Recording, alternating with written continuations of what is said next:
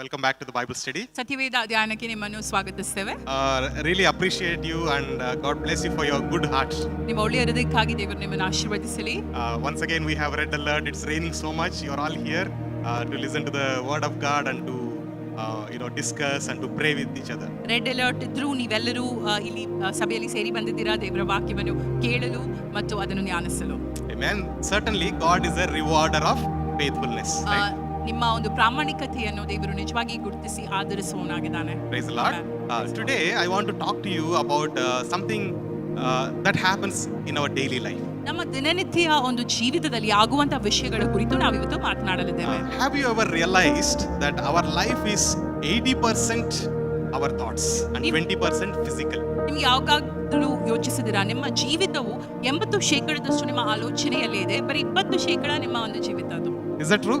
ನಿಮ್ಮ ಜೀವ ಅದು ಹೌದಲ್ವಾ? Our life is 80% our thinking, our thoughts. ನಮ್ಮ ಜೀವಿತವೇ 80% ನಮ್ಮ ಆಲೋಚನೆ ಇದೆ. Okay, only 20% is physical. 21% ಮಾತ್ರ ಶಾರೀರಿಕ ವಲಯ ಎಂಬುದಾಗಿ ಹೇಳ್ಬೋದು. Okay, so everything is in your thoughts, in your mind. So ಎಲ್ಲವೂ ನಿಮ್ಮ ಆಲೋಚನೆಯಲ್ಲಿದೆ, ನಿಮ್ಮ ಒಂದು ಮನಸ್ಥಿತಿಯಲ್ಲಿದೆ. The way we think, that is how we live. ನಾವು ಹೇಗೆ ಆಲೋಚಿಸ್ತೇವೆ ಅದೇ ದಿಕ್ಕಿನಲ್ಲಿ ನಮ್ಮ ಜೀವಿತ ಕೂಡ ಮುಂದುವರಿಸ್ತಾ ಹೋಗ್ತೇವೆ. That's why our thinking should be correct. ಆದುದರಿಂದ ನಮ್ಮ ಆಲೋಚನೆಯೂ ಸರಿಯಾಗಿರುವುದು ಅವಶ್ಯಕವಾಗಿದೆ. That's why we were discussing about the true gospel and false gospel. ಆದುದರಿಂದ ಒಂದು ಸತ್ಯವಾದಂತಹ ಸುವಾರ್ತೆ, ತಪ್ಪು ಸುವಾರ್ತೆ ಕುರಿತಾಗಿ ನಾವು ಕಳೆದ ವಾರ ಮಾತನಾಡಿದ್ವಿ. Why? Because if you have wrong gospel in your mind, ಯಾಕಂದ್ರೆ ತಪ್ಪಾದ ಒಂದು ಸುವಾರ್ತೆ ನಿಮ್ಮ ಮನಸ್ಸಿನಲ್ಲಿದ್ರೆ that means that it produces wrong kind of faith. ಅಂದ್ರೆ ತಪ್ಪಾದಂತಹ ನಂಬಿಕೆಯನ್ನು ಅದು ಸೃಷ್ಟಿಸುವಂತದ್ದಾಗಿದೆ. That does not produce what? Salvation. ಅದು ರಕ್ಷಣೆಗೆ ನಮ್ಮನ್ನು ನಡೆಸುವಂತದಲ್ಲ. Okay, praise God. Praise God. So that's why we have been discussing about, even last week also we discussed about having that righteousness. ಆದುದರಿಂದ ಆ ನೀತಿವಂತಿಕೆಯ ಕುರಿತಾಗಿ, ಅದು ನೀತಿವಂತಿಕೆ ನಮಗೆಲ್ಲರಿಗೆ ಬೇಕು ಎಂಬುದರ ಕುರಿತಾಗಿ ನಾವು ಕಳೆದ ವಾರ ಮಾತನಾಡಿದ್ವಿ.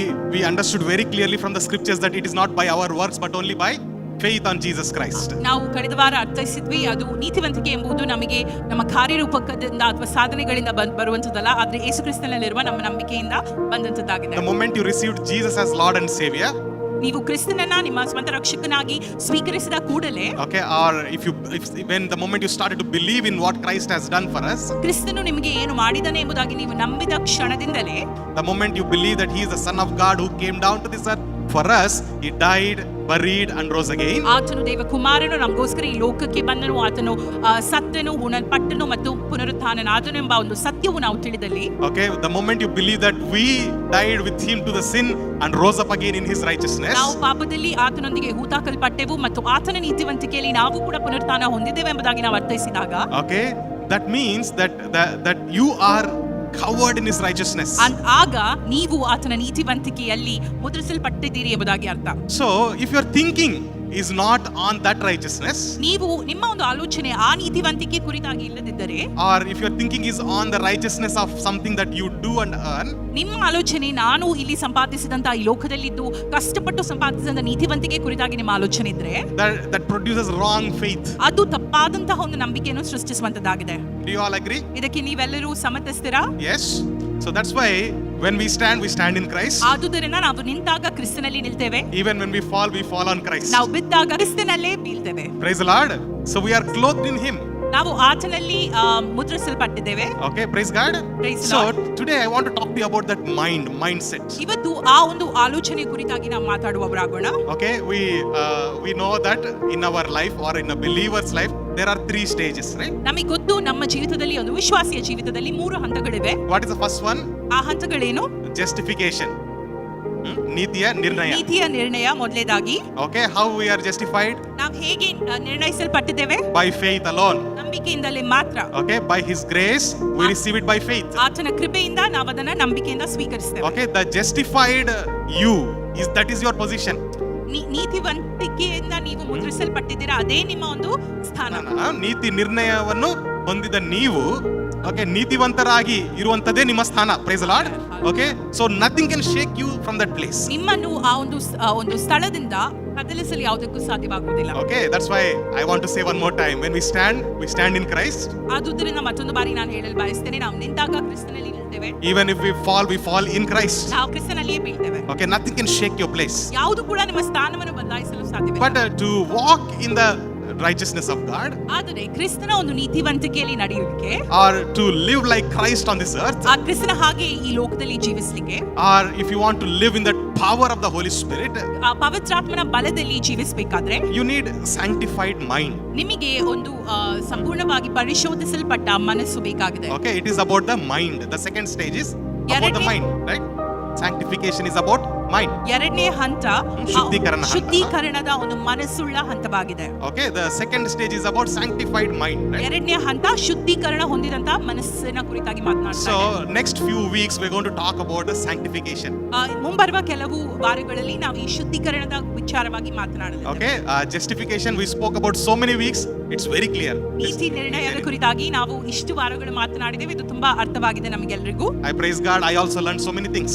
ನಾನು ಕೂಡ ದೇವರಿಗೆ ಸ್ತೋತ್ರ ಹೇಳ್ತೇನೆ, ನಾನು ಇನ್ನೂ ಹೆಚ್ಚಾದ ವಿಷಯಗಳನ್ನು ಕೂಡ ಕಲಿತಿದ್ದೇನೆ. So from now on, for few weeks we're going to learn about sanctified mind. ಇನ್ನು ಕೆಲವು ವಾರಗಳ ಕುರಿತಾಗಿ ನಾವು ಒಂದು ಶುದ್ಧೀಕರಣ ಹೊಂದಿದ ಮನಸ್ಸಿನ ಕುರಿತಾಗಿ ಮಾತನಾಡಲಿದ್ದೇವೆ. Okay, today just to start the topic. ಇವತ್ತು ನಾವು ಸ್ವಲ್ಪ ಟಾಪಿಕ್ ಸ್ಟಾರ್ಟ್ ಮಾಡೋಕ್ಕಿಂತ ಮುಂಚೆ Okay, I have put 3 columns here.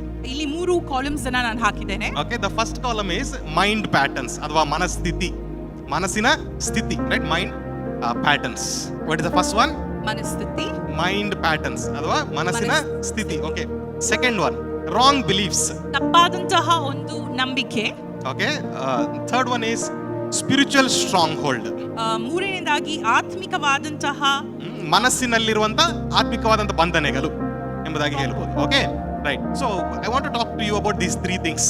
ಈ 3 ವಿಷಯಗಳ ಕುರಿತಾಗಿ ನಾವು ಮಾತನಾಡಲಿದ್ದೇವೆ. Because once again let me tell you, 80% of our life is all in our mind. ಯಾಕಂದ್ರೆ 80% ನಮ್ಮ ಜೀವಿತವು ಎಲ್ಲವೂ ನಮ್ಮ ಮನಸ್ಸಿನಲ್ಲಿ ಅಡಕವಾಗಿದೆ. Okay, the 20% that you see outside is only 20%. 20% ನೀವು ನೋಡುವಂತದ್ದು ಅದು ಹೊರಗಿನ ಒಂದು ತೋರಿಗೆ ಮಾತ್ರ. Okay, the real you is inside, not outside. ನಿಜವಾದ ನೀವು ಒಳಗೆ ಇದ್ದೀರಾ, ಹೊರಗೆ ಅಲ್ಲ, ಹೊರಗಿನ ತೋರಣ ಅಲ್ಲ. Praise the Lord. Praise the Lord. So if you talk about sanctification, it is not about taking bath. ನೀವು ಶುದ್ಧೀಕರಣದ ವಿಷಯವಾಗಿ ಮಾತನಾಡಿದ್ರೆ, ಶುದ್ಧೀಕರಣ ಎಂಬುದಾಗಿ ಹೇಳಿದ್ರೆ ನೀವು ಸ್ನಾನ ಮಾಡುವಂತದ್ದಲ್ಲ. Okay, ಅದನ್ನ ಏನ್ ಹೇಳ್ತಾರೆ? ಶುದ್ಧತೆ. ಶುದ್ಧತೆ. Okay, but I'm talking about inside. Sanctification is inside. ಒಳಗಿನ ಶುದ್ಧೀಕರಣದ ವಿಷಯವಾಗಿ ಮಾತನಾಡ್ತಾ ಇದ್ದೇನೆ. Okay, not salvation. ಒಂದು ಸುವಾರ್ತೆ ಅಲ್ಲ, ರಕ್ಷಣೆ ಕುರಿತಾಗಿ ಅಲ್ಲ, ರಕ್ಷಣೆ ಕುರಿತಾಗಿ ಅಲ್ಲ, but sanctification. ಆದ್ರೆ ಈ ಶುದ್ಧೀಕರಣದ ವಿಷಯವಾಗಿ. Okay, so Jesus said like this.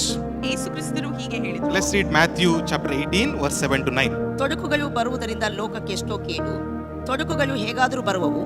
ಆದಾಗ್ಯೂ ಯಾವ ಮನುಷ್ಯನಿಂದ ತೊಡಕು ಬರುತ್ತದೋ ಅವನ ಗತಿಯನ್ನು ಏನು ಹೇಳಲಿ? ಹಾಗಾದರೆ ನಿನ್ನ ಕೈಯಾಗಲಿ ನಿನ್ನ ಕಾಲಾಗಲಿ ನಿನ್ನನ್ನು ಪಾಪದಲ್ಲಿ ಸಿಕ್ಕಿಸುವುದಾದರೆ ಅದನ್ನು ಕಡಿದು ಬಿಸಾಡಿ ಬಿಡು. 2 ಕೈ 2 ಕಾಲು ಉಳ್ಳವನಾಗಿ ನಿತ್ಯವಾಗಿರುವ ಬೆಂಕಿಯಲ್ಲಿ ಹಾಕಿಸಿಕೊಳ್ಳುವುದಕ್ಕಿಂತ ಕೈಕಾಲು ಕಳಕೊಂಡವನಾಗಿ ಜೀವದಲ್ಲಿ ಸೇರುವುದು ನಿನಗೆ ಉತ್ತಮ.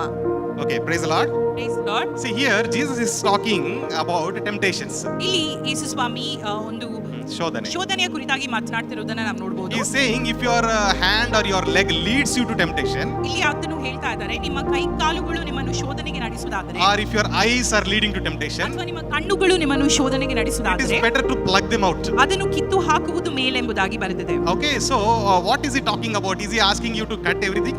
ನೀವೆಲ್ಲ ಅವನ್ನು ಕಡಿದು ಹಾಕಿ ಎಂಬುದಾಗಿ ಮಾತನಾಡ್ತಾ ಇದ್ದಾರಾ? If you keep on cutting everything, ನೀವೆಲ್ಲವನ್ನು ಕಡಿದು ಹಾಕಿದ್ರೆ can we receive salvation? ನಮಗೆ ಒಂದು ರಕ್ಷಣೆ ಅನುಭವ ಆಗ್ತದಾ?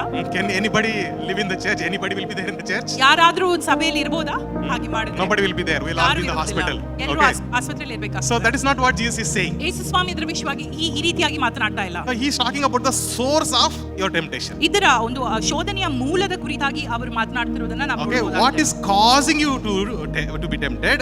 ಶೋಧನೆಗೆ ನಿಮ್ಮನ್ನು ಯಾವುದು ಪ್ರೇರೇಪಿಸುತ್ತದೆ ಎಂಬುದಾಗಿ ಮಾತನಾಡ್ತಾ He is ಇದ್ದಾರೆ. asking you to cut that off. ಅದನ್ನು ನೀವು ಕಿತ್ತು ಹಾಕಿ ಎಂಬುದಾಗಿ ಯೇಸು ಸ್ವಾಮಿ ಹೇಳ್ತಾ Right? ಇದ್ದಾರೆ. Did you understand? ಅರ್ಥ ಆಯ್ತಾ ನಿಮಗೆ? Okay, what is leading you to temptation? ನಿಮ್ಮನ್ನು ಯಾವುದು ಶೋಧನೆಗೆ ನಡೆಸ್ತಾ ಇದೆ? Okay, is it your eyes or whatever you are watching? ನಿಮ್ಮ Is that ಕಣ್ಣುಗಳ leading you to temptation? ನೋಡುತ್ತಿರುವಂತ ನೋಟವು ನಿಮ್ಮನ್ನು ಶೋಧನೆಗೆ ನಡೆಸುತ್ತಾ ಇದೆ. Or if you are going to some place, that place is causing you to be tempted, ನೀವು ಹೋಗುತ್ತಿರುವಂತ ಜಾಗ ನಿಮ್ಮನ್ನು ಶೋಧನೆಗೆ ನಡೆಸ್ತಾ ಇದೆಯೋ, or something that you are doing with your hands, is it leading you to ನಿಮ್ಮ temptation? ಕೈಗಳಿಂದ ನೀವು ಮಾಡುವಂತದ್ದು ಏನಾದ್ರೂ ನಿಮ್ಮನ್ನು ಶೋಧನೆಗೆ ನಡೆಸ್ತಾ ಇದೆಯೋ, Or anything that you are listening, is it leading you to ನೀವು temptation? ಕೇಳುವಂತದ್ದು ಯಾವ್ದಾದ್ರೂ ನಿಮ್ಮನ್ನು ಶೋಧನೆಗೆ ನಡೆಸ್ತಾ ಇದೆಯೋ, So he is asking you to cut that off. ಅದನ್ನ ನೀವು ಕಿತ್ತು ಹಾಕಿ ಎಂಬುದಾಗಿ ಯೇಸು ಸ್ವಾಮಿ ಇಲ್ಲಿ ಹೇಳ್ತಾ And ಇದ್ದಾರೆ. he's talking it in a very serious manner. That's why he's saying, if it is eyes, remove that eyes, that is better. That's what he's saying. ತುಂಬಾ ಗಂಭೀರವಾಗಿ ಇಲ್ಲಿ ಯೇಸು ಸ್ವಾಮಿ ಇದನ್ನ ಹೇಳ್ತಾ ಇದ್ದಾರೆ. ಅದು ನಿಮ್ಮ ಕಣ್ಣಾಗಿದ್ದಲ್ಲಿ ಅದನ್ನು ಕಿತ್ತು ಹಾಕಿರಿ ಎಂಬುದಾಗಿ. Praise the Lord. Praise the Lord. So the entire Bible is very serious about the temptation.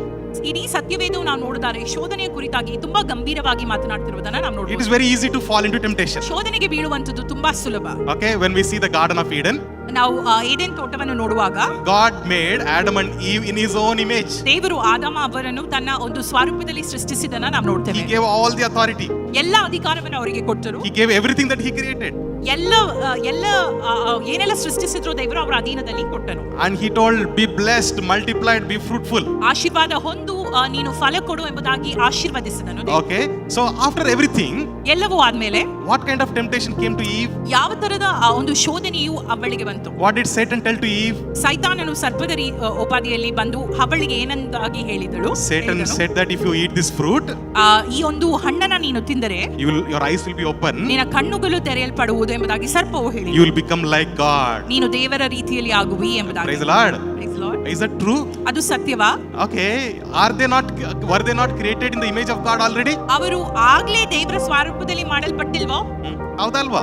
ಹೌದಾ ಅಲ್ವಾ? They were already created in the image of ಅವರು God. ಆಗ್ಲೇ ದೇವರ ಸ್ವರೂಪದಲ್ಲಿ ಮಾಡಲ್ಪಟ್ಟಿದ್ರು. But the temptation is with the lies or the cheating or deception. ಆದ್ರೆ ಶೋಧನೆಯು ಮೋಸದ ಮೂಲಕ, ಸುಳ್ಳಿನ ಮೂಲಕ ಅವಳ ಕಿವಿಗೆ ಬಿತ್ತು. Okay, last week also we saw some examples ಕಳೆದ ವಾರ ಕೂಡ ಕೆಲವು ಉದಾಹರಣೆಗಳನ್ನು ನಾವು ನೋಡಿದ್ವಿ. and how Satan tried to tempt Jesus Christ with the lies. ಸೈತಾನನು ಹೇಗೆ ಸುಳ್ಳುಗಳ ಮೂಲಕ ಯೇಸು ಸ್ವಾಮಿಯನ್ನು ಕೂಡ ಶೋಧನೆಗೆ ಒಳಪಡಿಸಿದನು So ಎಂಬುದಾಗಿ. here Satan tempted Eve or Adam and Eve, how? By telling a lie, saying that you'll become like God if you do Eden like this. ತೋಟದಲ್ಲಿ ಕೂಡ ಹವ್ವಳನ್ನು ಮತ್ತು ಆದಾಮನನ್ನು ಸೈತಾನನು ಸುಳ್ಳು ಹೇಳುವುದರ ಮೂಲಕ ಶೋಧನೆಗೆ ನಡೆಸುವುದನ್ನು ನಾವು ನೋಡ್ತೇವೆ. Okay, what caused Eve or Adam and Eve to fall? ಅವಳಿಗೂ ಮತ್ತು ಆದಾಮನ್ನು ಬಿದ್ದು ಹೋಗ್ಲಿಕ್ಕೆ ಕಾರಣವಾದಂತದ್ದೇನು? Okay, is it only the lies that they listened? ಅವ್ರು ಕೇಳಿದಂತ ಸುಳ್ಳುಗಳು ಮಾತ್ರವೋ? ಅದು ಮಾತ್ರ ಕಾರಣವಾ?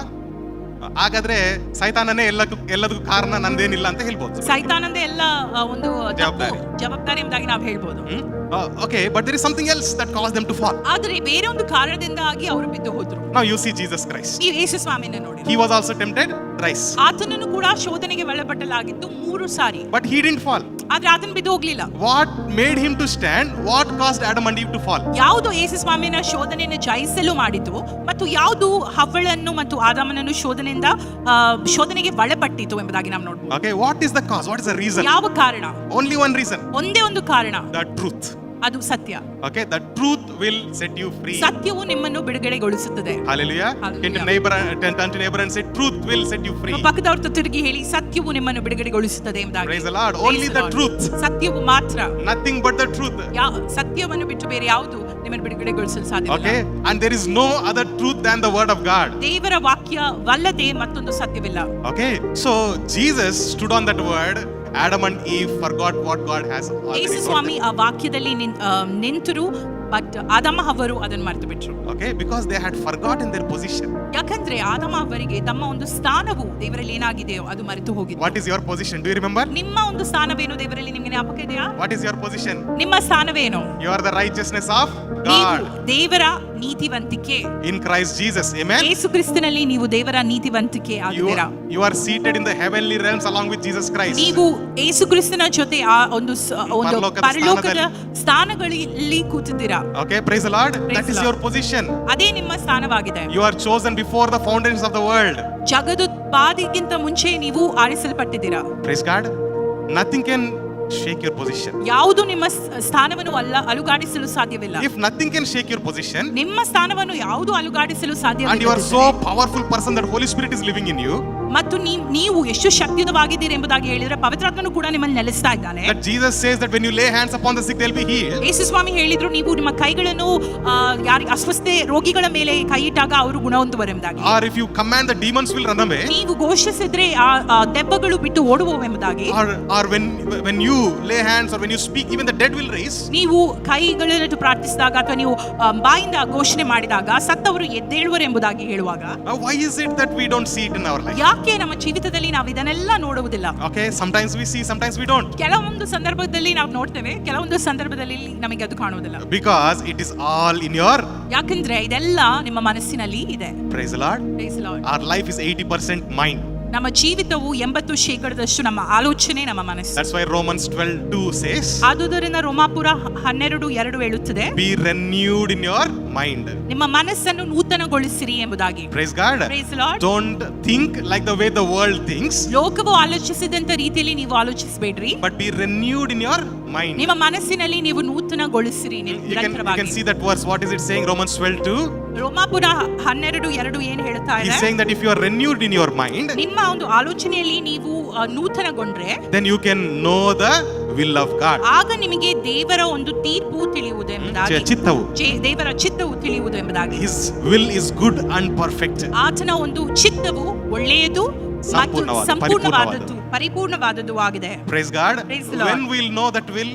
ನಮಗೆ ಯಾವಾಗ ಅವರ ಒಂದು ಚಿತ್ತ ಅಥವಾ ಮನಸ್ಸು ತಿಳಿಯುತ್ತದೆ? As your mind gets renewed. ನಿಮ್ಮ ಒಂದು ಆಲೋಚನೆಗಳು ನೂತನಗೊಂಡಲ್ಲಿ. Okay, praise the Lord. Praise the Lord. 2 Corinthians 10:5 we'll read. 2 ಕೊರಿಂಥಿಯ 10:5 ಓದೋಣ. ನಾವು ದೇವಜ್ಞಾನಕ್ಕೆ ವಿರೋಧವಾಗಿ ಹೇಳುವ ಅಹಂಭಾವಗಳನ್ನು ಧ್ವಂಸ ಮಾಡಿ ಪ್ರತಿಯೊಂದು ಆಲೋಚನೆಗಳನ್ನು ಕ್ರಿಸ್ತನಿಗೆ ವಿಧೇಯರಾಗುವಂತೆ ಸೆರೆ ಹಿಡಿದು ನಿಮ್ಮ ವಿಧೇಯತ್ವವು ಪರಿಪೂರ್ಣವಾದ ಮೇಲೆ ಎಲ್ಲ ಅವಿಧೇಯತ್ವಕ್ಕೆ ಪ್ರತಿಕಾರವನ್ನು ನೀಡುವುದಕ್ಕೆ ಸಿದ್ಧರಾಗಿದ್ದೇವೆ. Amen. Praise the Lord. Praise the Lord. The word of God says that every thought, every idea, every pattern that raises against the knowledge of Christ, we take it captive. Amen. ಅದು ಹೇಳ್ತಾ ಇದೆ, ದೇವರ ಒಂದು ಆಲೋಚನೆಗೆ ವಿರುದ್ಧವಾದಂತಹ ಎಲ್ಲ ಆಲೋಚನೆಯನ್ನು ನಾವು ಹತೋಟಿಗೆ ತೆಗೆದುಕೊಳ್ತೇವೆ ಎಂಬುದಾಗಿ. Praise God. Praise the Lord. In the name of Jesus, you can capture the thoughts that are against the will of God. ಯೇಸು ಸ್ವಾಮಿಯ ನಾಮದಲ್ಲಿ ದೇವರಿಗೆ ವಿರೋಧವಾಗಿದ್ದಂತಹ ಒಂದು ಆಲೋಚನೆಗಳನ್ನ ನಾವು ನಮ್ಮ ಹತೋಟಿಗೆ ತೆಗೆದುಕೊಳ್ಳಬೇಕು ಎಂಬುದಾಗಿ. Praise God. Praise the Lord. You know wherever you see in the Bible. ನಾವೆಲ್ಲಿ ಸತ್ಯವೇದದಲ್ಲಿ ನೋಡ್ತೇವೋ about living a good life. ಒಳ್ಳೆಯ ಒಂದು ಜೀವಿತವನ್ನು ಜೀವಿಸುವ ಕುರಿತಾಗಿ. Or living like Christ. ಆದ್ರೂ ಅಥವಾ ಕ್ರಿಸ್ತನಲ್ಲಿ ಜೀವಿಸುವುದರ ಕುರಿತಾಗಿ. Or walking in the miracles. ಅಥವಾ ಒಂದು ಅದ್ಭುತಗಳಲ್ಲಿ ನಡೆಯುವುದರ ಕುರಿತಾಗಿ. Or doing the best ministry. ಅಥವಾ ಉತ್ತಮವಾದಂತಹ ಸೇವೆಯನ್ನು ಮಾಡುವುದರ ವಿಷಯವಾಗಿ. Or having a good family life. ಅಥವಾ ಒಳ್ಳೆಯ ಒಂದು ಕೌಟುಂಬಿಕ ಜೀವಿತವನ್ನು ನಡೆಸುವುದರಲ್ಲಿ. Or obtaining health, divine health. ಅಥವಾ ಒಂದು ದೈವಿಕವಾದ ಆರೋಗ್ಯವನ್ನು ಪಡೆಯುವುದರಲ್ಲಿ. Okay, anything that you take. ನೀವು ಯಾವುದರ ಉದಾಹರಣೆ ತೆಗೆದು ಕೂಡ everything is talking about your mind. ಎಲ್ಲವೂ ನಿಮ್ಮ ಮನಸ್ಸಿನ ಕುರಿತಾಗಿ ಮಾತನಾಡ್ತಾ ಇದೆ. If this changes, ಈ ಒಂದು ಆಲೋಚನೆ ಬದಲಾವಣೆ ಹೊಂದಿದ್ರೆ our life changes. ನಮ್ಮ ಜೀವಿತ ಬದಲಾವಣೆ ಹೊಂದುತ್ತದೆ. Praise the Lord. Praise the Lord. If our thought changes, ನಮ್ಮ ಆಲೋಚನೆ ಬದಲಾವಣೆ ಹೊಂದಿದರೆ our life will change. ನಮ್ಮ ಜೀವಿತ ಕೂಡ ಬದಲಾವಣೆ ಹೊಂದುತ್ತದೆ. Praise God. Praise the Lord. Okay, let me read one more verse and then we'll go into these three. ಇನ್ನೊಂದು ವಚನ ಓದೋಣ. Okay, 1 Corinthians 2:16. ಮೊದಲನೇ ಕೊರಿಂಥಿಯ 2:16. ಕರ್ತನ ಮನಸ್ಸನ್ನು ತಿಳಿದುಕೊಂಡು ಆತನಿಗೆ ಉಪದೇಶಿಸುವವನ್ಯಾರು ಎಂದು ಬರೆದಿದೆಯಲ್ಲ, ನಾನಾದರೂ ಕ್ರಿಸ್ತನ ಮನಸ್ಸನ್ನು ಹೊಂದಿದವನಾಗಿದ್ದೇವೆ. ಆಮೆನ್. ಯಾರ ಮನಸ್ಸಿದೆ ಅಂತೆ? ಕ್ರಿಸ್ತ ಯೇಸುವಿನ ಕ್ರಿಸ್ತ ಯೇಸುವಿನ ಮನಸ್ಸಿದೆ. Praise the Lord. Praise We the are Lord. given the mind of Christ. ನಮಗೆ ಕ್ರಿಸ್ತ ಯೇಸುವಿನ ಮನಸ್ಸು ಕೊಡಲ್ಪಟ್ಟಿದೆ. Praise the Lord. So everything in our life is operated through that mind. ನಮ್ಮ ಜೀವಿತದಲ್ಲಿ ಎಲ್ಲವೂ ಆ ಮನಸ್ಸಿನ ಮೂಲಕವೇ ಕೆಲಸ ಮಾಡುತ್ತಾ ಇದೆ. Hallelujah. Hallelujah. Praise God. If a sinner is saved because his mind received the truth of gospel. ಒಬ್ಬ ಪಾಪಿ ಆದವನು ರಕ್ಷಣೆ ಹೊಂದುವಾಗ ಆತನ ಆಲೋಚನೆಯು ಸಂಪೂರ್ಣವಾಗಿ ದೇವರ ಒಂದು ಸುವಾರ್ತೆಯಿಂದ ತುಂಬಿಸಲ್ಪಡುತ್ತದೆ. ಓಕೆ, ಸತ್ಯವಾದ ಸುವಾರ್ತೆ ಅವನ ಆಲೋಚನೆಗಳಲ್ಲಿ ಬಂದ ಕಾರಣಕ್ಕಾಗಿ ಅವನ ಜೀವನವೇನಾಯಿತು? ಪಾಪಿ ಆದವನು ರಕ್ಷಣೆ ಹೊಂದುತ್ತಾನೆ. Price the lord. ಸೊ ಸತ್ಯವು ಎಲ್ಲಿ ಬಂದಿದೆ? ಫಸ್ಟ್ ಮನಸ್ಸಿನಲ್ಲಿ ಬಂದಿದೆ, ಮತ್ತೆ ನಮಗೆ ರಕ್ಷಣೆ ಕೊಟ್ಟಿದೆ, ನಮ್ಮ ಜೀವನವನ್ನು ಬದಲಾವಣೆ ಮಾಡ್ತದೆ. Praise the Lord. The truth comes to our mind. It changes our life. It transforms us. It grants us salvation. It transforms our entire life. Praise the Lord.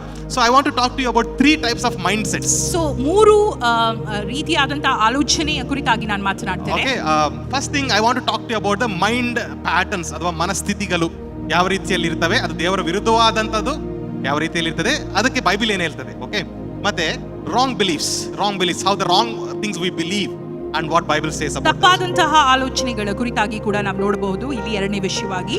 Okay, and the third one, the strongholds that are in the mind. ಮೂರನೇದಾದಂಥದ್ದು ದುರ್ಗಳಿಗಿಂತ ತುಂಬಿದ ಮನಸ್ಸು ಎಂಬುದಾಗಿ. Okay, strong holds ಅಥವಾ ಮನಸ್ಸಿನಲ್ಲಿರುವಂತಹ ಬಂಧನಗಳೆಂಬುದಾಗಿ ಹೇಳ್ಬೋದು. Okay, so firstly I want to give you the list of wrong beliefs. ಮೊದಲನೇದಾಗಿ ನಾವು ನೋಡೋಣ ತಪ್ಪಾದಂತಹ ನಂಬಿಕೆ ಕುರಿತಾಗಿ ನಾವು ನೋಡೋಣ. Okay, so what are the wrong beliefs, some wrong beliefs that we believe every day. ತಪ್ಪಾದಂತಹ ಒಂದು ನಂಬಿಕೆಗಳು ಯಾವುದು, ಪ್ರತಿದಿನವೂ ನಾವು ನಂಬುವಂತಹ ವಿಷಯಗಳು. ಓಕೆ, ನಾವು ಅಂದ್ರೆ ಬಿಲೀವರ್ಸ್ ಅಂತಲ್ಲ, ನಾವು ವಿಶ್ವಾಸಿಗಳು. ಓಕೆ, ಜನರಲ್ ಆಗಿ ನಮಗೆ ಮನಸ್ಸಿನಲ್ಲಿ ಬರುವಂತ ತಪ್ಪಾದ ಆಲೋಚನೆ, ಅಂದ್ರೆ ಟೆಂಪ್ಟೇಷನ್ ಕುರಿತಾಗಿಲ್ಲ, ನಮ್ಮ ಕುರಿತಾಗಿ ತಪ್ಪಾದ ಆಲೋಚನೆ ಏನಿರ್ಬೋದು ಆ ಕೆಟ್ಟದಾಗ್ತದೆ. ಅಂದ್ರೆ ಉದಾಹರಣೆಗೆ ಇದಕ್ಕೂ ಮುಂಚೆ ಮಾಡಿರುವ ಕೆಲಸಗಳ, ಓಕೆ, ಅಥವಾ ಪಾಸ್ಟ್ ಹಿಂದೆ ಮಾಡಿದಂತಹ ಕೆಲಸ, okay, will determine our future. ಹಿಂದೆ ಮಾಡಿದಂತಹ ಕೆಲಸಗಳು ನನ್ನ ಭವಿಷ್ಯವನ್ನು ನಿರ್ಧರಿಸುತ್ತದೆ ಎಂಬುದಾಗಿ. This is a wrong belief that we have in our mind. ಇದೇ ಒಂದು ತಪ್ಪಾದಂತಹ ಒಂದು ನಂಬಿಕೆ ನಮ್ಮ ಮನಸ್ಸಲ್ಲಿರುವಂತದ್ದಾಗಿದೆ. Okay, we think that I did something in the past that's gonna determine my future. I don't have a good future. ನನ್ನ ಭವಿಷ್ಯ ನನ್ನ ಭೂತಕಾಲದಿಂದ ನಿರ್ಧರಿಸಲ್ಪಟ್ಟಿದೆ ಎಂಬ ಒಂದು ಮನೋಭಾವನೆ. Okay, so I mean whatever you are in the past, ನೀವು ಹಿಂದೆ ಹೇಗಿದ್ದೀರೋ, okay, we usually think that this is done, as in it's over, my life is over. ನನ್ನ ಜೀವಿತ ಹಿಂದೆ ಮಾಡಿದ್ದರ ಕುರಿತಾಗಿ ನಿರ್ಧರಿಸಲ್ಪಟ್ಟಿದೆ, ನಾನು ಇನ್ನು ಮುಂದೆ ಹಾಗೆ ಎಂಬುದಾಗಿ. One example, ಉದಾಹರಣೆಗೆ, if somebody has diabetes, ಯಾರಿಗಾದ್ರೂ ಸಕ್ಕರೆ ಕಾಯಿಲೆ ಇದ್ದಲ್ಲಿ, okay, they think that their life is over. ಅವರ ಜೀವಿತ ಮುಗಿದೋಗಿದೆ ಎಂಬುದಾಗಿ ಅವರು ಆಲೋಚಿಸ್ತಾರೆ. There is no going back. ಅಂದ್ರೆ ಹಿಂದೆ ಹೋಗ್ಲಿಕ್ಕೆ ಇಲ್ಲ ಎಂಬುದಾಗಿ. What our mind says is that time if you had this thought you could have avoided it, but now it already came. ನಮ್ಮ ಆಲೋಚನೆ ಹೇಳ್ತದೆ, ಆಗ ನಂಗೆ ಈ ಆಲೋಚನೆ ಬರೋಗಲೇ ನಾನು ಅದನ್ನ ಮರ್ತಿದ್ರೆ ಅದು ಹೋಗ್ತಿತ್ತು, ಆದ್ರೆ ಈಗ ನಾನು ತುಂಬಾ ಮುಂದೆ ಬಂದಿದ್ದೇನೆ ಎಂಬುದಾಗಿ. ಅಂದ್ರೆ ಡಯಾಬಿಟಿಸ್ ಕುರಿತಾಗಿ ಮುಂಚಿತವಾಗಿಯೇ ನನಗೆ ಗೊತ್ತಿದ್ರೆ ಏನಾದ್ರೂ ಮಾಡ್ಬೋದಿತ್ತು, ಈಗ ಬಂದಿದೆ, ಏನ್ ಮಾಡ್ಬೇಕು, right? So because science says that it is not possible, right? Science ಹೇಳ್ತಾ ಇದೆ ಇದು ಸಾಧ್ಯವಿಲ್ಲ ಎಂಬುದಾಗಿ, ಗುಣವಾಗಲು ಸಾಧ್ಯವಿಲ್ಲ ಎಂಬುದಾಗಿ. Likewise, the world says a lot of things are not possible. ಅದೇ ರೀತಿಯಾಗಿ ಲೋಕವು ಹಲವಾರು ವಿಷಯಗಳ ಕುರಿತಾಗಿ ಇದು ಸಾಧ್ಯವಿಲ್ಲ ಎಂಬುದಾಗಿ ನಿಮಗೆ ಹೇಳ್ತದೆ. Okay, it brings hopelessness in our life. ನಿಮ್ಮ ಜೀವಿತದಲ್ಲಿ ಅನಿರೀಕ್ಷತೆಯನ್ನು ತರುತ್ತದೆ. Or it brings the defeated mindset. ಅಥವಾ ಸೋತು ಹೋದಂತಹ ಒಂದು ಮನೋಭಾವನೆಯನ್ನು ಕೂಡ ತರುತ್ತದೆ. But what Christ has done in us? ಆದ್ರೆ ಕ್ರಿಸ್ತನು ನಮ್ಮಲ್ಲಿ ಏನ್ ಮಾಡಿದ್ದಾರೆ?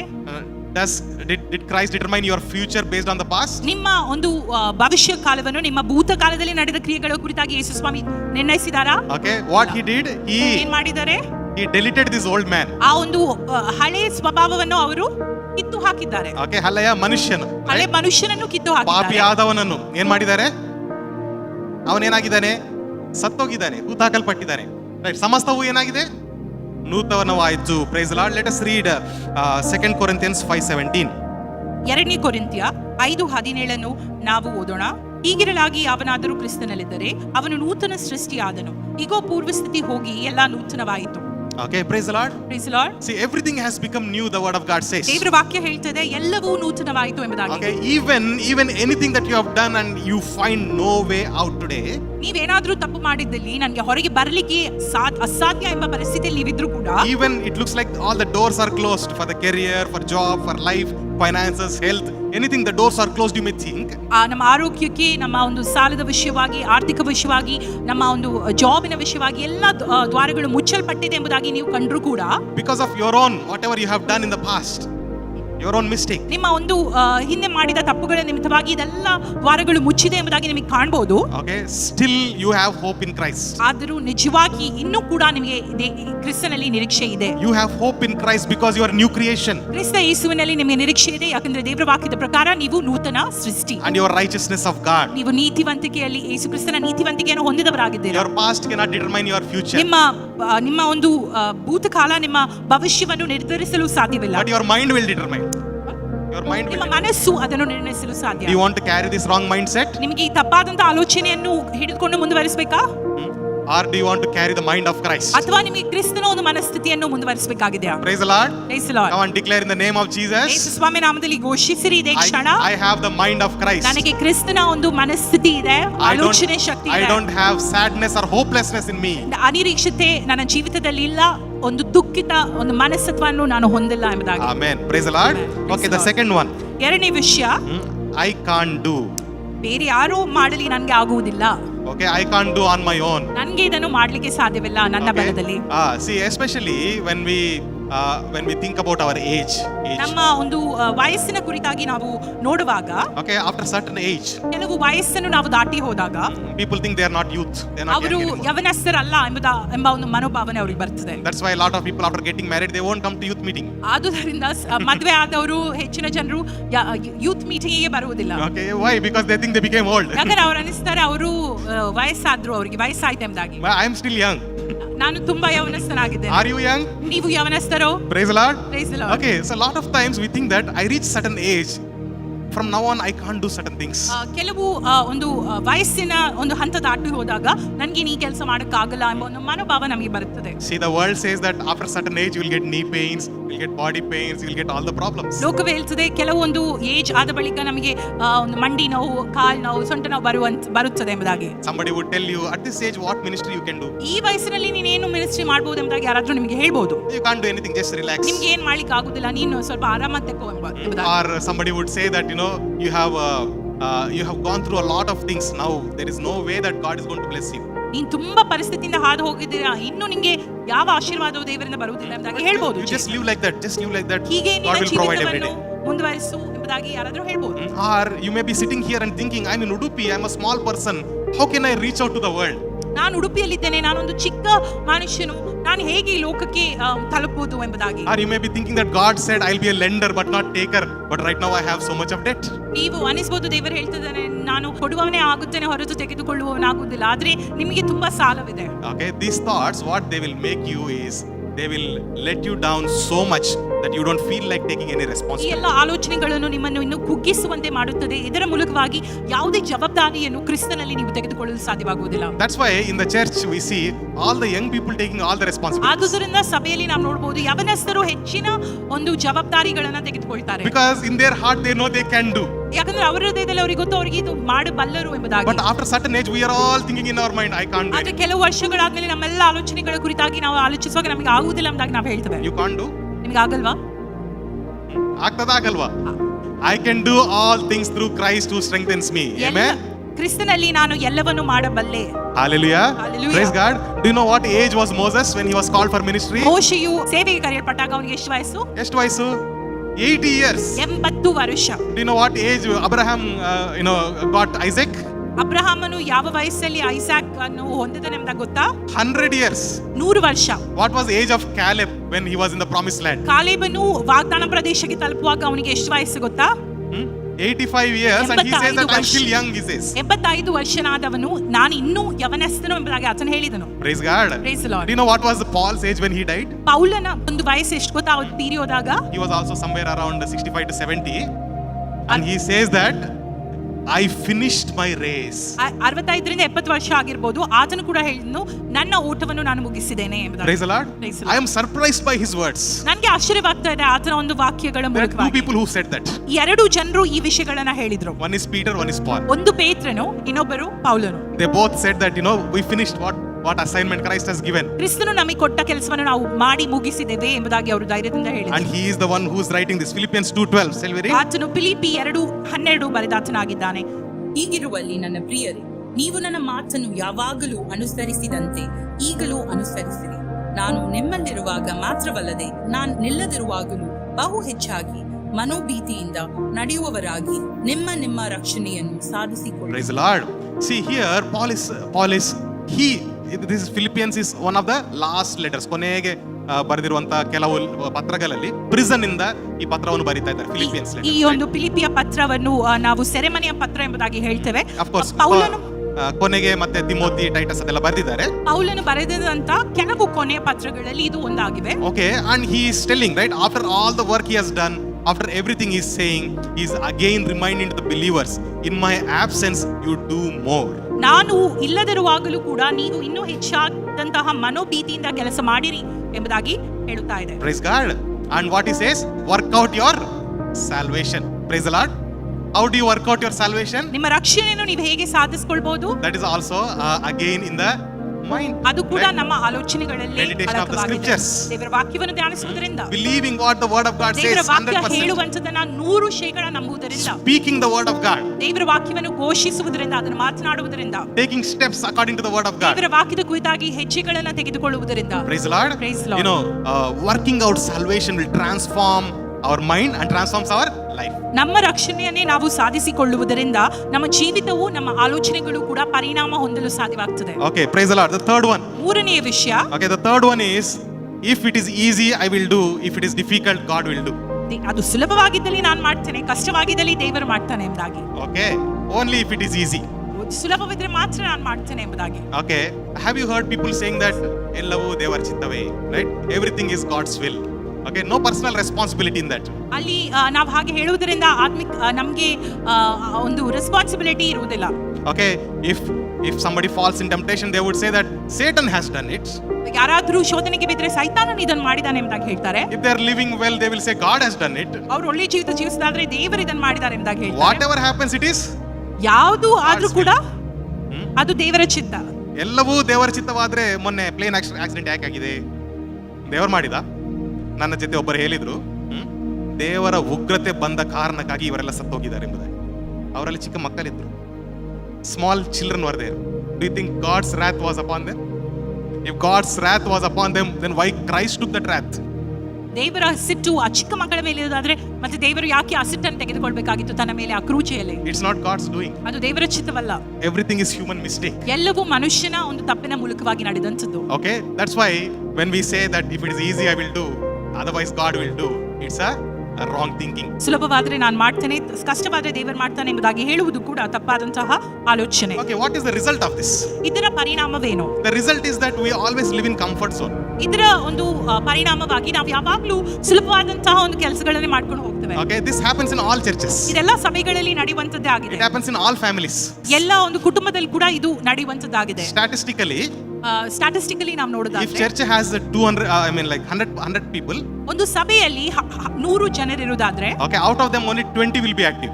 20 ಜನರು, ಆ 120 ಜನರು ಆಕ್ಟಿವ್ ಆಗಿರ್ತಾರೆ. They will take the responsibility. ಚುರುಕಾಗಿದ್ದು ಎಲ್ಲ ಆ ಒಂದು ಜವಾಬ್ದಾರಿಗಳನ್ನ They will ತೆಗೆದುಕೊಳ್ತಾರೆ. do something for the Lord. ದೇವರಿಗೆ ಏನಾದ್ರೂ ಅವ್ರು ಮಾಡ್ತಾರೆ. They will come for the Bible studies. Bible ಸ್ಟಡಿಗೆ ಬರ್ತಾರೆ. Okay, so this statistics is same all over the world, and I'm very surprised by it. ಈ ಒಂದು ನಂಬರ್ಗಳು, ಸಂಖ್ಯೆಗಳು ಇಡೀ ಲೋಕದಲ್ಲಿ ನಾವು ನೋಡೋದಾದ್ರೂ ಕೂಡ ಸಾಮಾನ್ಯವಾದ ಸಂಖ್ಯೆಗಳಾಗಿವೆ. So that's why you're all here to listen, to study the word of God. ಆದುದರಿಂದ ನಾವೆಲ್ಲರೂ ಇಲ್ಲಿ ಇದ್ದೇವೆ ದೇವರ ವಾಕ್ಯವನ್ನು ಕಲಿತುಕೊಳ್ಳಲು. But how many are there in our church? ಅದೇ ನಮ್ಮ ಸಭೆಯಲ್ಲಿ ಎಷ್ಟು ಜನರು ಇದ್ದಾರೆ ಒಟ್ಟಿಗೆ? They are all in comfort zone watching in YouTube. ಅವರು ಯೂಟ್ಯೂಬ್ ಅಲ್ಲಿ ಇದನ್ನ ನೋಡ್ತಾ ಇರಬಹುದು, ತಮ್ಮ ಒಂದು ಕಂಫರ್ಟ್ ಝೋನ್ ಅಲ್ಲಿ ಕುಳಿತುಕೊಂಡು. Okay, this is the mindset that says if it is easy, I will do. ಇದು ಸುಲಭವಾದ್ರೆ ನಾನು ಮಾಡ್ತೇನೆ ಎಂಬ ಒಂದು ಮನೋಭಾವನೆ ಇದಾಗಿದೆ. ಸ್ವಲ್ಪ ಮಳೆ ಬಂದಿದೆ, ನಾನು ಹೋಗ್ಲಿಕ್ಕೆ ಆಗುದಿಲ್ಲ.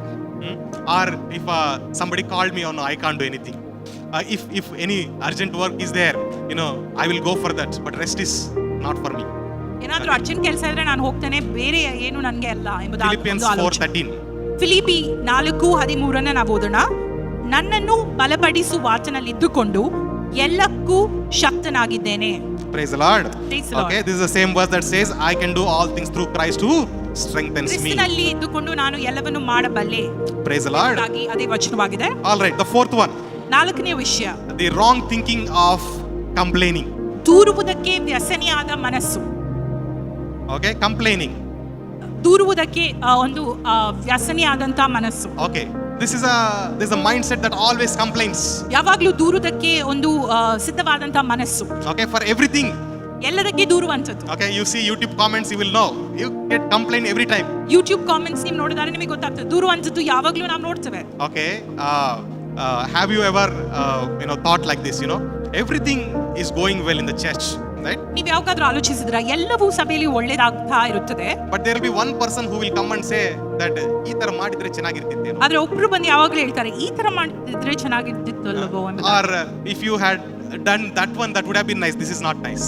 ಅದು ಮಾಡಿದ್ರೆ ಚೆನ್ನಾಗಿರ್ತಿತ್ತು, ಇದು ಅಷ್ಟು ಚೆನ್ನಾಗಿಲ್ಲ ಎಂಬುದಾಗಿ. Okay, in everything that you do in a celebration or a function or in a marriage, ನೀವು ಮಾಡುವಂಥದ್ದೆಲ್ಲ ಒಂದು ಸೆಲೆಬ್ರೇಷನ್, ಮದ್ವೆ ಆಗ್ಲಿ ಅಥವಾ ಯಾವ್ದಾದ್ರು ಫಂಕ್ಷನ್ ಆಗ್ಲಿ, how was the celebration if you ask?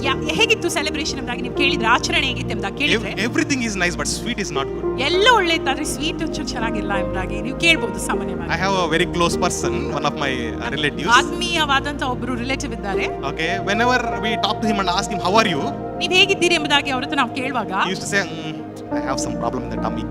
ನಂಗೆ ಸ್ವಲ್ಪ ಹೊಟ್ಟೆಯಲ್ಲಿ ಸಮಸ್ಯೆ ಇದೆ ಎಂಬುದಾಗಿ. Usually when you meet somebody, ನೀವು ಯಾವಾಗ್ಲೂ ಒಬ್ಬರನ್ನ ಸಂಧಿಸುವಾಗ what is your response? How are you? What will you say?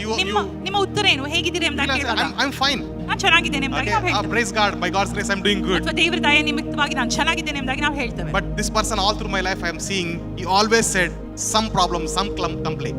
ನನ್ನ ಜೀವಿತ ಇಡೀ ನಾನು ನೋಡಿದಂಥದ್ದು ಅವ್ರು ಯಾವಾಗ್ಲೂ ಹೇಳಿದ್ರು ಯಾವ್ದಾದ್ರು ಸಮಸ್ಯೆ ಕುರಿತಾಗಿ ಹೇಳ್ತಾ But ಇರ್ತಾರೆ. thank God, God changed his life. ಆದ್ರೆ ದೇವರಿಗೆ ಸ್ತೋತ್ರ, ದೇವರು ಅವರನ್ನು ಬದಲಾಯಿಸಿದ್ರು. Okay, this is a complaining mindset. ಇದು ದೂರುವುದಕ್ಕೆ ವ್ಯಸನಿಯಾದ ಒಂದು ಮನಸ್ಸತ್ವ. When you have this mindset, ಈ ಒಂದು ಮನಸ್ಸು ನಮಗಿದ್ದಾಗ you can never count the blessings of God. ನೀವು ದೇವರ ಆಶೀರ್ವಾದಗಳನ್ನು ಎಣಿಸಲು Okay, ಅಸಾಧ್ಯವಾಗಿದೆ. David says, count the blessings of God. ದೇವರ ಆಶೀರ್ವಾದಗಳನ್ನು ಎಣಿಸಿಕೋ ಎಂಬುದಾಗಿ ದಾವೀದನು ಹೇಳ್ತಾನೆ. Those are numerous, more than the sands in the seashore. ಅದು ಒಂದು ಸಮುದ್ರದಲ್ಲಿರುವಂತಹ ಮರಳುಕ್ಕಿಂತ ಹೆಚ್ಚಿನ ಸಂಖ್ಯೆಯಲ್ಲಿದೆ ಎಂಬುದಾಗಿ. Praise God. Praise Okay, God. that is a positive mindset. ಅದೇ ಒಂದು ಸಕಾರಾತ್ಮಕವಾದಂತ ಮನಸ್ಥಿತಿ. Okay, but complaining is negative mindset. ಆದ್ರೆ ನಾವು ದೂರುವಂತದ್ದು ಅದು ನಕಾರಾತ್ಮಕವಾದಂತಹ ಮನಸ್ಥಿತಿ ಆಗಿದೆ. All right, let's read Philippians 2:14. ಫಿಲಿಪಿಯರಿಗೆ ಬರೆದ ಪತ್ರಿಕೆ 2:14 ವಚನ ಓದೋಣ.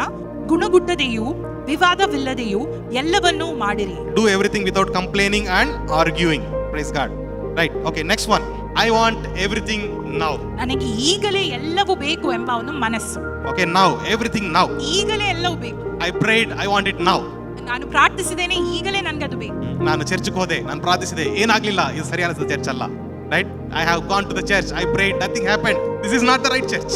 Right? This is the mindset sometimes we carry. ಈ ಒಂದು ಆಲೋಚನೆ ಕೆಲವೊಂದು ಬಾರಿ ನಾವು ಹಿಡಿದುಕೊಳ್ತೇವೆ. Okay, see what Bible says. ಸತ್ಯವೇದವೇನು ಹೇಳ್ತಾ ಇದೆ ನೋಡೋಣ. Isaiah 40:31. ಏಷಾಯ 40:31. ಯೆಹೋವನನ್ನು ನಿರೀಕ್ಷಿಸುವವರು ಹೊಸ ಬಲವನ್ನು ಹೊಂದುವರು, ಹದ್ದುಗಳಂತೆ ರೆಕ್ಕೆಗಳನ್ನು ಚಾಚಿಕೊಂಡು ಏರುವರು, ಓಡಿ ದಣಿಯುವರು, ನಡೆದು ಬಳಲರು. Praise the Lord. Praise See, the this Lord. is the promise God has for us.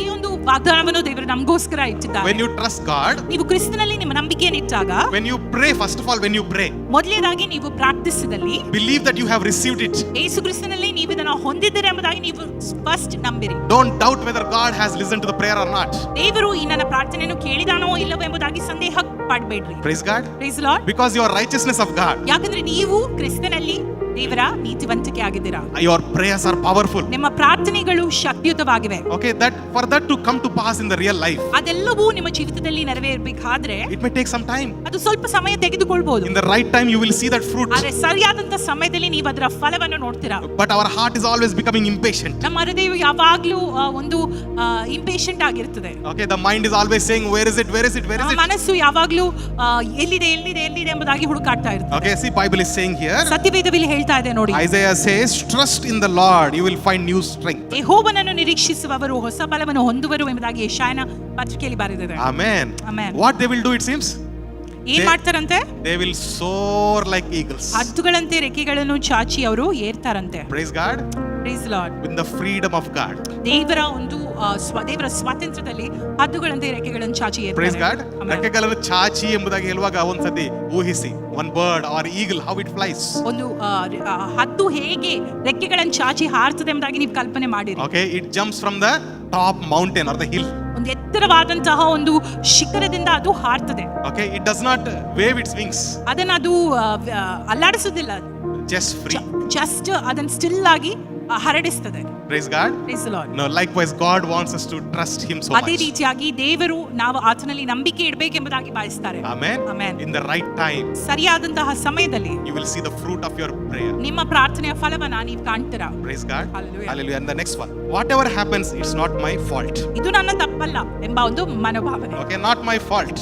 ಇದು ನನ್ನ ತಪ್ಪಲ್ಲ ಎಂಬ ಒಂದು ಮನಸ್ಸು. Okay, this is most common, I think.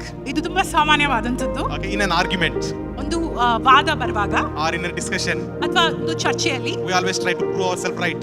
ನಾವೇ ಸರಿ ಎಂಬುದಾಗಿ ಹೇಳ್ತೇವೆ. We never accept that we are wrong. ನಾವು ತಪ್ಪೆಂಬುದಾಗಿ ನಾವು ಒಪ್ಪುದೇ ಇಲ್ಲ. Okay, only sometimes ಕೆಲವೊಂದು ಬಾರಿ ಮಾತ್ರ Sometimes we humble ourselves and we say that, okay, I'm wrong. ನಮ್ಮನ್ನ ನಾವು ತಗ್ಗಿಸಿಕೊಂಡು ನಾವು ತಪ್ಪು ಎಂಬುದಾಗಿ ಹೇಳ್ತೇವೆ. All other times we are right in our side. ಬಾಕಿ ಎಲ್ಲ ಸಮಯದಲ್ಲಿ ನಾವೇ ಸರಿ ಎಂಬುದಾಗಿ ನಾವು Okay? ಆಲೋಚಿಸ್ತೇವೆ. I don't do any mistake. We say like that. ನಾನು ಯಾವ ತಪ್ಪನ್ನು ಮಾಡುವುದಿಲ್ಲ ಎಂಬುದಾಗಿ ನಾವು Okay, ಹೇಳ್ತೇವೆ. even if we don't say, that is what our heart is thinking. ನಾವು ಅದನ್ನು ಹೇಳದಿದ್ರು ಕೂಡ ಅದೇ ನಮ್ಮ ಹೃದಯದಲ್ಲಿ ನಾವು ಆಲೋಚಿಸ್ತೇವೆ. Okay, so this, especially the list of wrong gospels we saw, right? ನಾವು ನೋಡಿದಂತಹ ತಪ್ಪಾದಂತಹ ಒಂದು ಸುವಾರ್ತೆಯ ಕುರಿತಾಗಿ Okay, whatever gospel emphasizes on your works, ಯಾವುದಾದ್ರೂ ಸುವಾರ್ತೆಗಳು ನಿಮ್ಮ ಕ್ರಿಯೆಗಳು ನಿಮ್ಮ ಕೆಲಸಗಳು ನಿಮ್ಮ ಸಾಧನೆ ಕುರಿತಾಗಿ ಮಾತನಾಡಿದ್ರೆ okay, so that gospel produces pride in your heart. ಆ ಒಂದು ಸುವಾರ್ತೆಯು ನಿಮ್ಮ ಹೃದಯದಲ್ಲಿ ಗರ್ವವನ್ನು ಉಂಟು ಮಾಡುತ್ತದೆ. Okay, well, while they say that I am so strong in Christ, they are still having pride in their heart. ನಾನು ಕ್ರಿಸ್ತನಲ್ಲಿ ಬಲಶಾಲಿ ಎಂಬುದಾಗಿ ಅವರು ಹೇಳಿದಾಗ್ಯೂ ಕೂಡ ಅವರ ಹೃದಯದಲ್ಲಿ ಇನ್ನೂ ಗರ್ವವಿದೆ. Because their strength is not in Christ, their strength is upon themselves. ಯಾಕಂದ್ರೆ ಅವರ ಬಲ ಕ್ರಿಸ್ತನಲ್ಲಿ ಇಲ್ಲ, ಅವರ ಬಲ ಅವರಲ್ಲೇ ಇದೆ. Okay, praise the Lord. Praise the Lord. Likewise, we also sometimes we don't take responsibility. Instead, we say that the other person is wrong. ಆದುದರಿಂದ ಕೆಲವೊಂದು ಬಾರಿ ನಾವು ಆ ಒಂದು ತಪ್ಪೊಪ್ಪಿಗೆ ಮಾಡುವುದಿಲ್ಲ, ಜವಾಬ್ದಾರಿ ತೆಗೆದುಕೊಳ್ಳುವುದಿಲ್ಲ, ಇತರರೇ ತಪ್ಪು ಎಂಬುದಾಗಿ ಹೇಳಿಬಿಡ್ತೇವೆ. Okay, especially in the families. ಕುಟುಂಬದಲ್ಲಿ ಇದು ಸಹಜ. In family, we are all different people who came together, right? ಕುಟುಂಬದಲ್ಲಿ ನಾವೆಲ್ಲರೂ ತುಂಬಾ ವಿಭಿನ್ನವಾದ ಜನರು ಒಟ್ಟಿಗೆ ಬರ್ತೇವೆ. Okay, see, I am from Andhra, she's from Karnataka. ನಾವು ಕರ್ನಾಟಕ, ಅವರು Andhra. Okay, so naturally we have differences. ಕೆಲವು ವಿಭಿನ್ನತೆಗಳು ನಮ್ಮಲ್ಲಿ ಇರುವುದು ಸಹಜ. Okay, but because of our love, ಆದ್ರೆ ನಮ್ಮ ಪ್ರೀತಿಯ ನಿಮಿತ್ತವಾಗಿ okay, the differences dissolved. ಆ ಒಂದು ವ್ಯತ್ಯಾಸಗಳು ಇಲ್ಲದೆ ಹೋಗುತ್ತದೆ. Okay, but what about the families, our families? ಆದ್ರೆ ನಮ್ಮ ಕುಟುಂಬಗಳ ಕುರಿತಾಗಿ ಆಲೋಚಿಸಿದೆ. They also will have differences. ಅವರಿಗೆ ಕೂಡ ವಿಭಿನ್ನತೆಗಳು ಬರಬಹುದು. Okay, there can be some arguments sometimes. ಕೆಲವೊಂದು ಸನ್ನಿವೇಶದಲ್ಲಿ ಕೆಲವು ಚರ್ಚೆಗಳು ಕೂಡ ಬರಬಹುದು. Okay, but what do you do at that time? ಆ ಸಂದರ್ಭಗಳಲ್ಲಿ ನೀವೇನ್ ಮಾಡ್ತೀರಾ? That time, instead of saying that I am right, ನಾನೇ ಸರಿ ಎಂಬುದಾಗಿ ಹೇಳೋದ್ರ ಬದಲು keep quiet. ಸುಮ್ಮನೆ Listen to what they are saying. ಅವ್ರು ಏನ್ ಹೇಳ್ತಾ ಇದ್ದಾರೆ ಎಂಬುದಾಗಿ ಕೇಳಿರಿ. Try to understand. ಅದನ್ನ ಅರ್ಥೈಸ್ರಿ. Because most of the time, ಯಾಕಂದ್ರೆ ಹೆಚ್ಚಿನ ಸಮಯದಲ್ಲಿ okay, the mistake will be from both the sides. ತಪ್ಪು ಎರಡು ಸೈಡ್ ಇಂದಲೇ ಆಗುವಂತದ್ದು ಆಗಿದೆ. But the more you fight, ಆದ್ರೆ ನೀವು ಹೆಚ್ಚಾಗಿ ಜಗಳ ಮಾಡಿದಲ್ಲಿ the more distance it comes. ಇನ್ನೂ ಹೆಚ್ಚಾದಂತಹ ದೂರಗಳು ಬರುವುದು ಸಹ. Praise the Lord. Praise the Lord. Okay, the word of God says like ದೇವರ this. ವಾಕ್ಯ ಹೀಗೆ ಹೇಳ್ತಾ ಇದೆ. 1 John 1:9. 1 ಯೋಹಾನ 1:9. ನಮ್ಮ ಪಾಪಗಳನ್ನು ಒಪ್ಪಿಕೊಂಡು ಅರಿಕೆ ಮಾಡಿದರೆ ಆತನು ನಂಬಿಗಸ್ತನೂ ನೀತಿವಂತನೂ ಆಗಿರುವುದರಿಂದ ನಮ್ಮ ಪಾಪಗಳನ್ನು ಕ್ಷಮಿಸಿ ಸಕಲ ಅನೀತಿಯನ್ನು ಪರಿಹರಿಸಿ ನಮ್ಮನ್ನು ಶುದ್ಧಿ ಮಾಡುವನು. Okay, praise the Lord. Praise the This Lord. verse we already read last week, right? ಈ ಒಂದು ವಚನವನ್ನು ನಾವು ಕಳೆದ ವಾರ ಕೂಡ ಓದಿದ್ವಿ. Here, John is teaching a nature of humbleness here. ಇಲ್ಲಿ ಯೋಹಾನನು ತಗ್ಗಿಸುವಿಕೆಯ ಹೃದಯದ ಕುರಿತಾಗಿ ಮಾತನಾಡ್ತಾ ಇದ್ದಾರೆ. When you come to the Lord, come with an open heart. ನಾವು ಕ್ರಿಸ್ತನಲ್ಲಿ ಬರುವಾಗ ಒಂದು ತೆರೆದ ಹೃದಯದಿಂದ ಒಪ್ಪಿಸಿಕೊಟ್ಟು ಬರಬೇಕಾಗಿದೆ. Okay, if there is a mistake, there is a sin, confess it openly. ತಪ್ಪುಗಳಿದ್ದ ಪಕ್ಷದಲ್ಲಿ ತಪ್ಪು ಅರಿಕೆಗಳನ್ನು ನಾವು ಮಾಡಬೇಕಾಗಿದೆ. Another verse that talks about confession is James 5:16, right? ಯಾಕೋಬ 5:16 ಕೂಡ ಈ ತಪ್ಪು ಕುರಿತಾಗಿ ಮಾತನಾಡಲ್ಪಟ್ಟಿದೆ. There what it says that if you have sinned, confess your sin to each other, it is saying. ಅಲ್ಲಿ ಹೇಳಲ್ಪಟ್ಟಿದೆ, ನೀವು ತಪ್ಪು ಮಾಡಿದಲ್ಲಿ ನಿಮ್ಮ ತಪ್ಪು ಅರಿಕೆಗಳನ್ನು ಒಬ್ಬರಲ್ಲಿ ಒಬ್ಬರು ಮಾಡಿರಿ ಎಂಬುದಾಗಿ. Okay, so that is exemplifying the love relationship. ಅದೇ ನೀವು ಪ್ರೀತಿಯನ್ನು ವ್ಯಕ್ತಪಡಿಸುವಂತದ್ದು ಕೂಡ ಆಗಿದೆ. Praise the Lord. Praise the Lord. That is not there for like judgment, or it is not there to scold somebody or something like that. ಅದು ನ್ಯಾಯ ತೀರ್ಪು ಮಾಡ್ಲಿಕ್ಕಾಗ್ಲಿ ಅಥವಾ ಒಬ್ಬರಿಗೊಬ್ರು ತಪ್ಪು ಹೊರಿಸುವುದಾಗ್ಲಿ ಅಲ್ಲ. Okay, but it's about love. ಆದ್ರೆ ಅದು ಪ್ರೀತಿಯ ಕುರಿತಾಗಿದೆ. Praise God. Praise All right, the next one, self pity. ನಾನು ನನ್ನ ಬಗ್ಗೆ ಕನಿಕರ ಪಡುವಂತಹ ಮನಸ್ಸು, ನನ್ನ ಮೇಲೆ ನಾನು ಕನಿಕರ ಪಡುವಂತದ್ದು. Okay, self pity is like saying, why is everything happening only to me? ಯಾಕೆ ಎಲ್ಲವೂ ನನಗೆ ಮಾತ್ರ ಆಗ್ತಾ ಇದೆ ಎಂಬ ಒಂದು ಆಲೋಚನೆ. Okay, this is the thought that comes to our mind always. ಈ ಒಂದು ಆಲೋಚನೆ ನಮ್ಮ ಮನಸ್ಸಿಗೆ ಯಾವಾಗಲೂ ಬರುತ್ತದೆ. See, whoever calls for prayer requests or asks us to pray anytime, ಯಾರಾದ್ರೂ ನಮಗೆ ಪ್ರಾರ್ಥನೆ ಕುರಿತಾಗಿ ಕಾಲ್ ಮಾಡಿದ ಪಕ್ಷದಲ್ಲಿ, after explaining everything, ಎಲ್ಲವೂ- almost always I heard them saying, why is it happening only to me? ಎಲ್ಲವೂ ಅವರಿಗೆ ನಾವು ವಿವರಿಸಿ ಹೇಳಿದಾಗ್ಯೂ ಕೂಡ ಅವ್ರು ಕೇಳುವಂತ ಪ್ರಶ್ನೆ, ಯಾಕೆ ಇದೆಲ್ಲ ನನಗೆ ಮಾತ್ರ ಯಾವಾಗ್ಲೂ ಆಗುತ್ತದೆ ಎಂಬುದಾಗಿ. ಅಂದ್ರೆ ಅವರು ಎಲ್ಲಾ ಸಂಗತಿಗಳನ್ನು ಹೇಳಿ ಪ್ರಾರ್ಥನೆ ಮಾಡಿರಿ ಎಂಬುದಾಗಿ ಹೇಳುವಾಗ ಕೊನೆಗೆ ಹೇಳ್ತಾರೆ ಏನಂದ್ರೆ, ಯಾಕೆ ಪಾಸ್ಟ್ರೆ ನನಗೆ ಈ ತರ ಆಗ್ತಾ ಇದೆ, ನನಗೆ ಈ ಸಮಸ್ಯೆ ಯಾಕೆ, ನನ್ನ ಜೀವನದಲ್ಲಿ ಮಾತ್ರವೇ ಯಾಕೆ ಇದು ಎಂಬುದಾಗಿ ಅವರು ಹೇಳ್ತಿದ್ರು, right? So even we also go through certain situations like that. ಈ ಪರಿಸ್ಥಿತಿಯಿಂದ ಕೆಲವೊಂದು ಬಾರಿ ನಾವು ಕೂಡ ಹಾದು ಹೋಗಬಹುದು. Okay, this is called as self pity. ಇದನ್ನೇ ನಾವು ನಮ್ಮ ಬಗ್ಗೆ ಕನಿಕರ ಪಡುವಂತಹ ಮನಸ್ಸು Okay, the ಎಂಬುದಾಗಿ ಹೇಳ್ತೇವೆ. self pity is not from the Lord. ನಮ್ಮ ಬಗ್ಗೆ ನಾವೇ ಕನಿಕರ ಪಡುವಂತದ್ದು ದೇವರಿಂದ ಬಂದಂತದ್ದು ಅಲ್ವೇ ಅಲ್ಲ. Okay, it is not from the Lord. Don't think that Every sort of compassion is from God. ಎಲ್ಲ ತರದ ಕನಿಕರ ದೇವರಿಂದ ಬಂದದೆಂಬುದಾಗಿ ನೀವು ಆಲೋಚಿಸಬೇಡಿ. Okay, this is actually negative thinking. ಇದು ನಕಾರಾತ್ಮಕವಾದಂತಹ ಆಲೋಚನೆ. Okay, Nehemiah 8:10 ನೋಡೋಣ. ನೆಹೆಮಾಯ 8:10 ನೋಡೋಣ. ಈ ದಿನವು ನಮ್ಮ ಕರ್ತನಿಗೆ ಪ್ರತಿಷ್ಠಿತ ದಿನವಾಗಿರುವುದರಿಂದ ವ್ಯಸನ ಪಡಬೇಡಿರಿ. ಯೆಹೋವನ ಆನಂದವೇ ನಿಮ್ಮ ಆಶ್ರಯವಾಗಿದೆ. Amen. Praise the Lord. ಇನ್ನೊಂದ್ಸತಿ ಓದಿರಿ. ಈ ದಿನವು ನಮ್ಮ ಕರ್ತನಿಗೆ ಪ್ರತಿಷ್ಠಿತ ದಿನವಾಗಿರುವುದರಿಂದ ವ್ಯಸನ ಪಡಬೇಡಿರಿ. ಯೆಹೋವನ ಆನಂದವೇ ನಿಮ್ಮ ಆಶ್ರಯವಾಗಿದೆ. ಆಮೆನ್. ಯೆಹೋವ ಆನಂದವೇ ನಿಮ್ಮ ಆಶ್ರಯವು ಅಂದ್ರೆ ನಮ್ಮ ಬಲವೆಂಬುದಾಗಿ. Right. So it is our source of strength. What? ಯೆಹೋವನ ಆನಂದವೇ ನಮ್ಮ ಒಂದು ಬಲವಾಗಿದೆ ಅಥವಾ ಆಶ್ರಯವಾಗಿದೆ. That's why Paul says rejoice in the Lord always. ಆದುದರಿಂದ ಪೌಲನ್ ಹೇಳ್ತಾ ಇದ್ದಾನೆ ಯಾವಾಗಲೂ ಕ್ರಿಸ್ತನಲ್ಲಿ ಆನಂದಿಸಿರಿ ಎಂಬುದಾಗಿ. Again I say ಮತ್ತೊಂದು rejoice. ಬಾರಿ ಹೇಳ್ತಾ ಇದ್ದೇನೆ ನೀವು ಆನಂದಿಸಿರಿ. Praise God. All right, the last one we'll see. ಕೊನೆಯದಾಗಿ ನೋಡೋಣ. I am not worthy of God's blessing. ನಾನು ದೇವರ ಆಶೀರ್ವಾದಗಳಿಗೆ ಯೋಗ್ಯನಲ್ಲ ಎಂಬ ಒಂದು ಮನಸ್ಥಿತಿ. I am not worthy of God's blessing. ನಾನು ದೇವರ ಆಶೀರ್ವಾದಗಳಿಗೆ ಯೋಗ್ಯನಲ್ಲ ಎಂಬ After listening to all the sermons, ಎಲ್ಲ ಒಂದು ಬೋಧನೆಗಳನ್ನು ಕೇಳಿದ ಮೇಲೆ many times we think this is not for us. ತುಂಬಾ ಸಾರಿ ನಾವು ಆಲೋಚಿಸ್ತೇವೆ ಇದು ನನಗೆ ಅಲ್ಲ. When we listen to the testimonies, ನಾವು ಆ ಒಂದು ಟೆಕ್ಸ್ಟ್ ಸಾಕ್ಷಿಗಳನ್ನು ಕೇಳಿದಾಗ ಅವರಿಗಾಗಿದೆ, ನಮಗೆ ಆಗುದಿಲ್ಲ. ನಮ್ಮ ಜೀವನ ಬೇರೆ, ಅವರ ಜೀವನ ಬೇರೆ. Okay, this happened to them. It won't happen to us. ಇದು ಅವರಿಗಾಗಿದೆ, ನಮಗೆ ಆಗುವುದಿಲ್ಲ ಎಂಬುದಾಗಿ. One rich man in Korea, he was sharing his testimony. ಒಬ್ಬ ಶ್ರೀಮಂತ ಮನುಷ್ಯನು ದಕ್ಷಿಣ ಕೊರಿಯಾದಲ್ಲಿ ಆತನು ತನ್ನ ಒಂದು ಸಾಕ್ಷಿ ಈ ರೀತಿಯಾಗಿ ಹಂಚ್ತಾ ಇದ್ರು. He had a best business, salt business in his country. ಅವರ ಒಂದು ಊರಲ್ಲಿ ಅವರಿಗೆ ಒಂದು ದೇಶದಲ್ಲಿ ಒಂದು ಉತ್ತಮವಾದಂತಹ ಸಾಲ್ಟ್ ಉಪ್ಪಿನ ಒಂದು ವ್ಯಾಪಾರವಿತ್ತು. Okay, and he was in very top position. ಅವರು ಒಂದು ಉತ್ತಮವಾದ ಸ್ಥಾನದಲ್ಲಿ ಇದ್ದಂತಹ ಒಂದು ಮನುಷ್ಯನಾಗಿದ್ದರು. When he was sharing his testimony in the church, ಆತನು ತನ್ನ ಸಾಕ್ಷಿಯನ್ನ ಸಭೆಯಲ್ಲಿ ಹೇಳುವಾಗ, and he was saying that this is all God's doing, ಇದೆಲ್ಲ ದೇವರು ಮಾಡಿದಂಥದ್ದು ಎಂಬುದಾಗಿ ಸಭೆಯಲ್ಲಿ ಸಾಕ್ಷಿಯಲ್ಲಿ ಹೇಳುವಾಗ, one person was so much frustrated, ಒಂದು ಮನುಷ್ಯನಿಗೆ ತುಂಬಾ ಸಿಟ್ಟು ಬಂತಂತೆ. and he was telling to his neighbor, ಅವನ ಪಕ್ಕದಲ್ಲಿ ಕೂತವನಿಗೆ ಅವನು ಹೇಳ್ತಾ ಇದ್ದಂತೆ, he was telling to his neighbor, he is such a rich fellow. ಈ ಆತನು ತುಂಬಾ ಶ್ರೀಮಂತನಾದ ಮನುಷ್ಯನು.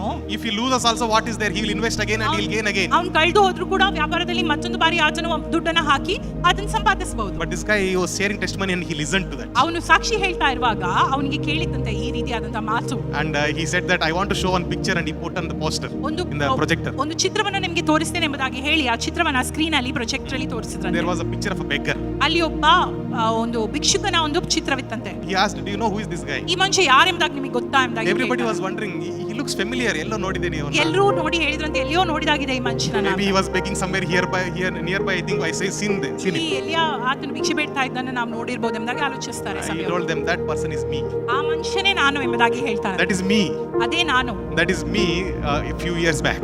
ಕೆಲವು ವರ್ಷಗಳ ಹಿಂದೆ ಇದೇ ನಾನಾಗಿದ್ದೇನೆ ಎಂಬುದಾಗಿ. From that place he put me in the top position in the ಆ country. ಒಂದು ಸ್ಥಾನದಿಂದ ಈ ದೇಶದಲ್ಲೇ ನಾನು ಶ್ರೀಮಂತನಾಗುವುದಕ್ಕೆ ದೇವರು ನನ್ನನ್ನು ಸ್ಥಾಪಿಸಿದ್ದಾನೆ. You are seeing my position when I am in the top position and saying, you are commenting saying that my life is easy. ನಾನು ಉನ್ನತ ಸ್ಥಿತಿಯಲ್ಲಿರುವಾಗ ನನ್ನ ಜೀವಿತ ಒಳ್ಳೆಯದೆಂಬುದಾಗಿ ನೀವು ನೋಡಿ ಹೇಳ್ತಾ ಇದ್ದೀರಾ. Okay, but look at my past. ಆದ್ರೆ ನನ್ನ ಒಂದು ಹಿಂದಿನ ಕಾಲವನ್ನು ನೀವು ನೋಡಿರಿ. I thought I am not worthy of God's blessing. ನಾನು ಆಲೋಚಿಸಿದೆ ನಾನು ಕೂಡ ದೇವರ ಒಂದು ಆಶೀರ್ವಾದಕ್ಕೆ ಯೋಗ್ಯನಲ್ಲ ಎಂಬುದಾಗಿ. But today I know.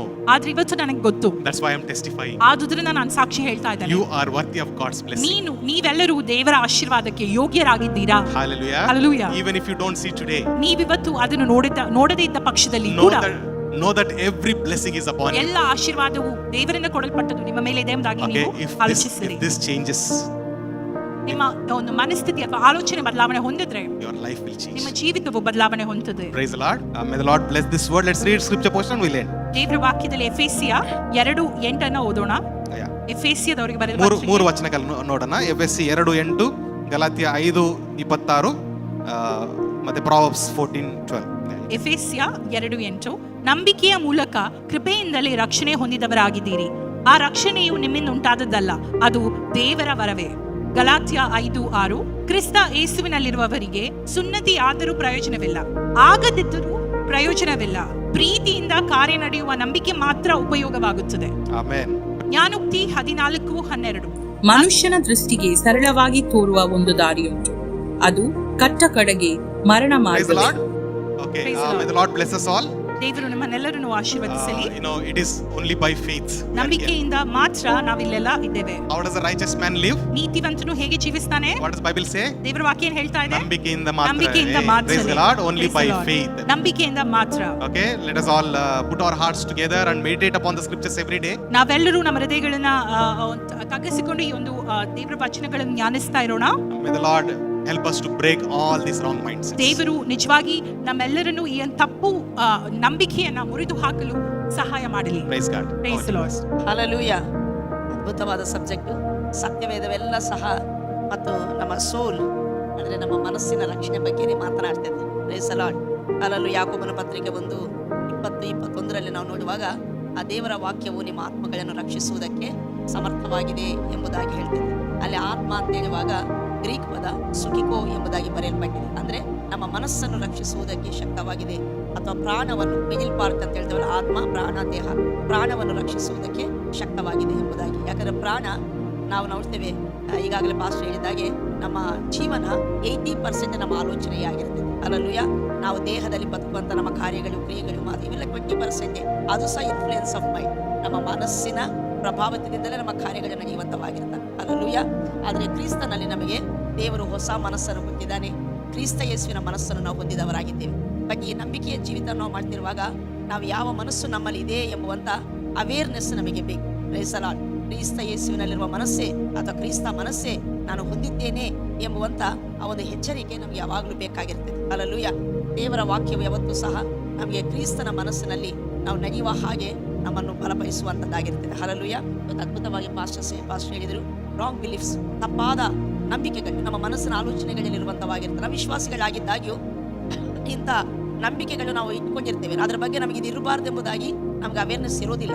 ಅದಕ್ಕೆ ನಾವಿವತ್ತು ಸ್ಪಷ್ಟವಾಗಿ ಅನೇಕ ಸಂಗತಿಗಳನ್ನು ಪಾಸ್ಟರ್ ಹೇಳ್ತಾ ಬಂದರು. ಇದನ್ನು ತಿರುಗಿ ನೀವು ನೆಕ್ಸ್ಟ್ ಇನ್ನೊಂದು ವಾರದಲ್ಲಿ ಯೂಟ್ಯೂಬಲ್ಲಿ ರಿಲೇ ಆಗುವಂಥದ್ದಾಗಿ ಟೆಲಿಕಾಸ್ಟ್ ಆಗ್ತದೆ. ನೀವು ತಿರುಗಿ ನೋಡ್ಕೊಳ್ಳಿ. ಇವೆಲ್ಲ ನೆಗೆಟಿವ್ ಸಂಗತಿಗಳು. ಇವೆಲ್ಲವೂ ನಮ್ಮ ಜೀವಿತವನ್ನು ಹಾಳು ಮಾಡ್ತವೆ. ನಮ್ಮ ಬ್ಲೆಸ್ಸಿಂಗ್ಸ್ ಅನ್ನು ತಡೆ ಹಿಡಿಯುವಂಥವಾಗಿರ್ತವೆ. ನಮ್ಮ ಮಕ್ಕಳಿಗೆ, ನಮ್ಮ ಕುಟುಂಬಗಳಿಗೆ ನಾವು ಸಂತೋಷದಾಯಕವಾಗಿರುವುದಿಲ್ಲ. ನಮ್ಮ ಮಕ್ಕಳಿಗೆ ಒಳ್ಳೆಯ ಮಾದರಿಯಾಗಿ ನಾವು ಇರುವುದಿಲ್ಲ. Praise the Lord. ನಾನು ಹೇಳ್ತೇನೆ, ಒಂದು ತಲೆಮಾರು ಕ್ರಿಸ್ತನ ಮನಸ್ಸನ್ನು ಹೊಂದಿಕೊಂಡವರಾಗಿ ನಮ್ಮ ಮನಸ್ಸನ್ನು ನೂತನಪಡಿಸಿಕೊಂಡು ನಾವು ಮುಂದೆ ಹೋಗುವಂಥದ್ದಾದರೆ ನಮ್ಮ ಮಕ್ಕಳಿಗೆ ಆ ರೀತಿ ಜೀವಿತ ಮಾಡಲಿಕ್ಕೆ ಅವರಿಗೆ ಸುಲಭವಾಗಿರ್ತದೆ. Praise the Lord. ಹಲ್ಲೆಲೂಯಾ. ಆದ್ದರಿಂದ ದೇವರ ವಾಕ್ಯ, ನಿನ್ನ ಹೃದಯದ ಬಗ್ಗೆ ಬಹು ಜಾಗರೂಕತೆಯಿಂದ ಇರು, ನಿನ್ನ ಮನಸ್ಸಿನ ಬಗ್ಗೆ ನೀನು ತುಂಬಾ ಜಾಗೃತಿಯಲ್ಲಿರಬೇಕೆಂಬುದಾಗಿ ಸತ್ಯವೇದ ಹೇಳ್ತದೆ. Praise the Lord. ನಾವು ಅನೇಕ ಸಂಗತಿಗಳ ಬಗ್ಗೆ ಜಾಗೃತಿ ಇರ್ತೇವೆ, ಆದರೆ ದೇವರ ವಾಕ್ಯ ಹೇಳ್ತದೆ, ಹೃದಯದ ಬಗ್ಗೆ ಜಾಗೃತಿ ಆಗಿರು, ನಿನ್ನ ಆಲೋಚನೆಗಳ ಬಗ್ಗೆ ಜಾಗೃತಿ ಆಗಿರು, ದಿನನಿತ್ಯ ನೀನು ಏನು ಯೋಚನೆ ಮಾಡ್ತೀಯೋ ಅದರ ಬಗ್ಗೆ ನೀನು ಬಹಳ ಕೇರ್ಫುಲ್ ಆಗಿರು ಎಂಬುದಾಗಿ ಸತ್ಯವೇದ ಹೇಳ್ತದೆ. ಯಾಕಂದ್ರೆ ನಮ್ಮ ಹೃದಯದಿಂದಲೇ ಜೀವಧಾರೆಗಳು ಹೊರಡುತ್ತವೆ, ಇಶ್ಯೂಸ್ ಆಫ್ ಲೈಫ್. ಆದರೆ ನಮ್ಮ ಪ್ರತಿನಿತ್ಯ ಏನಾಗ್ತೈತೋ ಅದು ನಮ್ಮ ಹೃದಯದಿಂದ ಬರುವಂಥದ್ದು. Praise the Lord. ನಮ್ಮ ಹೃದಯದಿಂದ ಬರುವಂಥದ್ದು. ಸೋಲಾಗಲಿ, ಜಯವಾಗಲಿ, ಒಳ್ಳೆಯದಾಗಲಿ, ಕೆಟ್ಟದಾಗಲಿ, ಜಗಳಾಗಲಿ, ಸಮಾಧಾನ ಆಗಲಿ, ಏನೇ ಅಭಿವೃದ್ಧಿಯಾಗಲಿ, ಯಾವುದೇ ಹಿನ್ನಡೆ ಆಗಲಿ, ಎಲ್ಲವೂ ಸಹ ನಮ್ಮ ಹೃದಯದಿಂದಲೇ ಹೊರಡುವಂಥವಾಗಿರ್ತವೆ. Praise the Lord. ನಮ್ಮ ಹೃದಯ ದೇವರ ವಾಕ್ಯದ ಮೇಲೆ ನೆಲೆಗೊಂಡಿರ್ತೈತ. ಒಳ್ಳೆಯ ಸಂಗತಿಗಳು ನಮ್ಮ ಧನನಿಧಿಯಿಂದ ಹೊರಗಡೆ ಬರ್ತವೆ. ನಮ್ಮ ಹೃದಯದಿಂದ ರಾಂಗ್ ಸಂಗತಿಗಳ ಮೇಲೆ ನೆಲೆಗೊಂಡಿರ್ತೈತ. ಆಗ ನಮ್ಮ ಹೃದಯದಿಂದಲೇ ಸೋಲಿನ, ಕೇಡಿನ, ಬೇಡಾದ ಜೀವನ ನಮ್ಮಿಂದ ಬರುವಂಥದ್ದಾಗಿರ್ತದೆ. Price the lord. ಆದ್ದರಿಂದ ಪವಿತ್ರಾತ್ಮನು ನಮ್ಮ ಹೃದಯದ ಬಗ್ಗೆ ನಮಗೊಂದು ಮತ್ತು ಜ್ಞಾನ ಕೊಡಲಿ ಮತ್ತು ಅದರ ಬಗ್ಗೆ ಜಾಗೃತಿಯನ್ನು ಕೊಡಲಿ. ಎಚ್ಚರಿಕೆಯಿಂದ ಜೀವಿಸುವಾಗ, ಅದಕ್ಕೆ ಮನುಷ್ಯ ಜೀವಿತ ಹೇಗೆ ಬಂದ್ರಾಗೆ ಜೀವಿಸುವಂಥದ್ದಲ್ಲ, ರ್ಯಾಂಡಮ್ ಆಗಿ ಜೀವಿಸುವಂಥದ್ದಲ್ಲ. ನಾವು ಡಿಸಿಸಿವ್ ಆಗಿ ಅಂದರೆ ಒಂದು ತೀರ್ಮಾನದೊಂದಿಗೆ ಜೀವಿಸುವಂಥದ್ದೇ ಅದ್ಭುತವಾದಂಥ ಜೀವಿತ. Praise the Lord. ಅವನ ಹಾಲು ಹೀಗಿರ್ಬೇಕು, ನಾನು ಹೇಗಿದ್ದೇನೆ ಎಂಬುದಾಗಿ ನೋಡಿಕೊಳ್ತಾ ಜೀವಿಸುವಂಥದ್ದೇ ಅದ್ಭುತವಾದಂಥ ಜೀವನ. Praise the Lord. ನಾವು ಪ್ರಾರ್ಥನೆ ಮಾಡಿಕೊಳ್ಳೋಣ. Thank you Jesus. Hallelujah. Thank you Lord. Hallelujah. ಪ್ರೀತಿಯ ಪರಲೋಕದ ತಂದೆ ದೇವರೇ, ಯೇಸು ಕ್ರಿಸ್ತನ ನಾಮದಲ್ಲಿ ನಿಮಗೆ ಸ್ತುತಿ ಸ್ತೋತ್ರಗಳನ್ನು ಸಲ್ಲಿಸುತ್ತೇನೆ. ಈ ದಿನ ಬೈಬಲ್ ಸ್ಟಡಿಗಾಗಿ ಸ್ತೋತ್ರ. ನಿನ್ನ ದಾಸನನ್ನು ಉಪಯೋಗಿಸಿ ನಮ್ಮ ಮಧ್ಯದಲ್ಲಿ ತಂದಂಥ ಅದ್ಭುತವಾದ ಒಂದು ಸಬ್ಜೆಕ್ಟಿಗಾಗಿ ನಾನು ಸ್ತೋತ್ರ ಮಾಡ್ತೇನೆ ಸ್ವಾಮಿ. ಮನುಷ್ಯನು 80% ತನ್ನ ಆಲೋಚನೆಯಾಗಿದ್ದಾನೆ. ಆದ್ದರಿಂದ ಮನುಷ್ಯನು ತನ್ನ ಒಳಗಿನ ಯೋಚನೆಯಂತೆಯೇ ಇದ್ದಾನೆ ಎಂಬುದನ್ನು ನಿನ್ನ ವಾಕ್ಯ ಹೇಳ್ತೈತೆ. ನಮ್ಮ ಆಲೋಚನೆ ಸರಿಯಾಗಿರ್ತೈತೋ ನಮ್ಮ ಜೀವನವೂ ಸರಿಯಾಗಿರ್ತೈತೆ ಎಂಬುದಾಗಿ ಸ್ವಾಮಿ. ಆದ್ದರಿಂದ ನಮ್ಮ ಆಲೋಚನೆ, ನಮ್ಮ ಮನಸ್ಸು ಏನಾಗಿರಬೇಕು, ಯಾವುದ್ರ ಮೇಲೆ ಇರಬೇಕು ಎಂಬುವಂಥ ಸಂಗತಿಗಳನ್ನು ಕರ್ತ ನಮ್ಮ ಮುಂದೆ ನಿಂತು ತರ್ತಿರುವುದಕ್ಕಾಗಿ ಸ್ತೋತ್ರ. ಈ ದಿನ ತಪ್ಪಾದ ನಂಬಿಕೆಗಳು, ನಾವು ತಪ್ಪಾಗಿ ನಮ್ಮ ಬಗ್ಗೆ ನಾವು ತಪ್ಪಾದ ಸಂಗತಿಗಳನ್ನು ನಾವು ನಂಬಿರುತ್ತೇವೆ, ಅದು ಯಾವುದು ಎಂಬುದಾಗಿ ನಾವು ತೋರ್ಪಡಿಸ್ತಾ ಬಂದಿದ್ದೀವಿ ಸ್ವಾಮಿ. ಇಂಥ ನಂಬಿಕೆಗಳಲ್ಲಿ ನಾವಿರದೆ ವಾಕ್ಯವು ನಮ್ಗೆ ಏನು ಹೇಳ್ತಿದ್ದೋ ಅದನ್ನು ನಂಬುತ್ತಾ ಹೋಗುವುದಕ್ಕೆ ನಮ್ಮೆಲ್ಲರನ್ನು ಬಲಪಡಿಸಬೇಕೆಂಬುದಾಗಿ ನಾನು ಪ್ರಾರ್ಥಿಸ್ತೇನೆ. ಈ ದಿನ ಬೈಬಲ್ ಸ್ಟಡಿಗೆ ತಂದಂಥ ಎಲ್ಲ ನಿನ್ನ ಮಕ್ಕಳಿಗಾಗಿ ನಿನ್ನ ನಾಮಕ್ಕೆ ಸ್ತೋತ್ರ. ಕೇಳಿರುವಂಥ ಈ ವಾಕ್ಯ ಸ್ವಾಮಿ ನಮ್ಮಲ್ಲಿ ನೆಲೆಗೊಂಡು 100ರಷ್ಟು ಫಲಿಸಲಿ. ಈ ವಾಕ್ಯ ನಮ್ಮ ಜೀವಿತಾದ್ಯಂತ ಸ್ವಾಮಿ ನಮ್ಮ ನೆನಪಿನಲ್ಲಿದ್ದು ನಮ್ಮ ನಜಿಸಲಿ ಎಂಬುದಾಗಿ ನಾನು ಪ್ರಾರ್ಥಿಸ್ತೇನೆ. ಘನಮಾನ ಮಹಿಮೆಗಳೇ ನಿಮಗೆ ಸಲ್ಲಿಸ್ತಾ ಯೇಸು ನಾಮದಲ್ಲಿ ಪ್ರಾರ್ಥಿಸಿ ಬೇಡಿ ಹೊಂದಿದ್ದೇವೆ ತಂದೆಯೇ, ಆಮೆನ್.